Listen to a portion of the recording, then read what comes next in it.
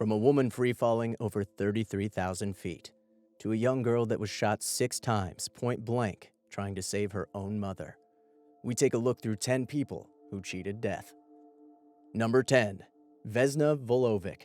Vesna Vulovic was working on a Serbian passenger jet in 1972 when a bomb planted by Croatian nationalists exploded on the aircraft, which had been flying at 33,000 feet. Despite the plane separating into several pieces, Vulovic found herself in the remains of the aircraft's midsection, where she remained for the entirety of a 33,000-foot freefall to the ground. Rescuers found her with a fractured skull, 3 broken vertebrae, and 2 broken legs, but somehow alive. She was in a coma for 27 days before waking up semi-paralyzed, but eventually made a full recovery. She remains the world record holder for the highest fall without a parachute. Number 9. Shannon Malloy. Car crash victim Shannon Malloy was made a living medical case study following a collision in 2007, which caused her head to smash into the dashboard and her skull to detach itself from her spine, a phenomenon known as internal decapitation. Remarkably, Malloy's spinal cord remained intact, allowing surgeons to attempt to insert screws into her neck to keep her skull in place. With every second being crucial, doctors fought to keep Malloy alive long enough to complete the procedure, as her skull kept slipping from her neck. Eventually, they were able to stabilize her head and neck, and while nerve damage has made Malloy permanently cross-eyed, she survived a condition one doctor said he had never seen anyone survive before. Number 8. Richard Bass. In 1968, the first mafia attempt against this Canadian gangster took place. 2 hired gunmen entered a bar where he was enjoying some drinks. Although shot at multiple times, Bass was able to escape unscathed. 2 weeks later, Bass was tracked by the mafia in a motel named Le Manoir des Poissons in a Montreal suburb. The motel was set on fire, and 3 people died, but Bass escaped the blaze. Police investigation indicated arson as the fire's cause. In October, Richard Bass was injured by shots to the head and back after being ambushed with his partner inside a garage. The 2 were able to save their lives by driving through the garage door. Number 7. Ahad Israfil. You hear the story of some people, and you wonder how someone could be so unfortunate and also fortunate at the same time. In 1987, an accidental discharge of a gun blew half of this 14-year-old's brains away. Yet he survived and later graduated with honors. Doctors were able to fill the hole with a silicone block. The flap of skin was pulled over, and hair grew back over it, giving him a fairly normal appearance. Cranioplast was used to put the icing on the cake. Number 6. Alexis Goggin. Detroit schoolgirl Alexis was just 7 years old when her mother's ex-boyfriend abducted the pair at gunpoint. When they stopped for gas, the kidnapper shot Alexis's mother twice, once in the head and once in the arm. Alexis then jumped across the car and positioned herself in between her mother and the gunman, begging him to stop.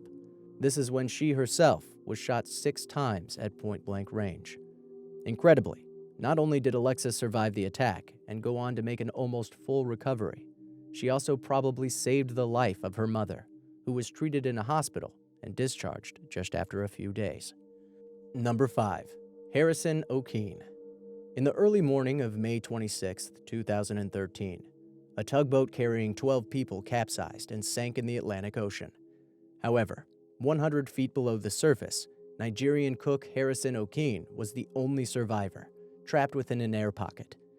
Due to the air pressure at that depth, the oxygen managed to last a lot longer than it normally would. Somehow, he endured the icy waters for 3 days, surviving on a bottle of Coca-Cola while fighting off barracudas and sharks swimming through the boat's corridors. Number 4. Howard G. Ulrich and Son. On July 9th of 1958, Howard G. Ulrich and his 8-year-old son, Sonny, were out boating in Lituya Bay of Alaska when a huge rock slide created a 1,700-foot-high tsunami.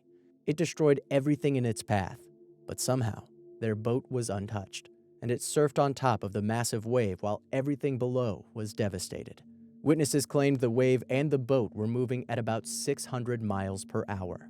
When it was all over, they miraculously ended up back in the bay where they had started, with no injuries at all. Number 3. Brent Case. Working in the forests of British Columbia, Canada as a surveyor, Brent Case unexpectedly came face to face with over 400 kilograms of lean, mean killing machine, a grizzly bear. Armed only with an axe and knowing that the bear could easily outrun him if he tried to flee, Case laid down on the ground and played dead.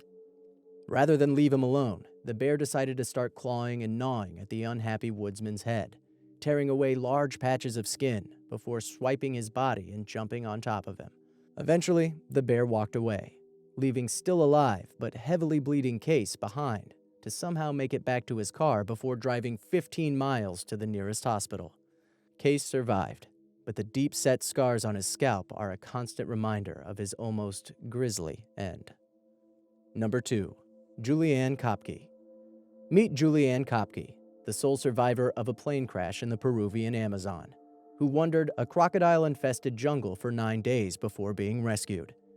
Kopke fell 2 miles from the sky, still strapped into her seatbelt, when her plane crashed into the Amazonian mountains in 1971. Remarkably, the German 17-year-old sustained only moderate injuries. She spent 10 days looking for help in the jungle, where the waters teemed with crocodiles and piranhas, until she was discovered by a group of Peruvian lumberjacks. Number 1. Norman Ollestad Jr. On February 19th of 1979, Norman Ollestad Jr. was on a plane with 3 other people when they encountered a sudden blizzard and crashed in the San Gabriel Mountains in California. He was the only one who survived. Now, alone and without food and water or anything to keep warm, he descended the mountain with his shoes as makeshift skis and 2 sticks for poles. He was finally rescued 9 hours later when he reached the bottom. This is all even more impressive due to the fact that he was only an 11-year-old boy. If you haven't already, subscribe for more videos like this every week.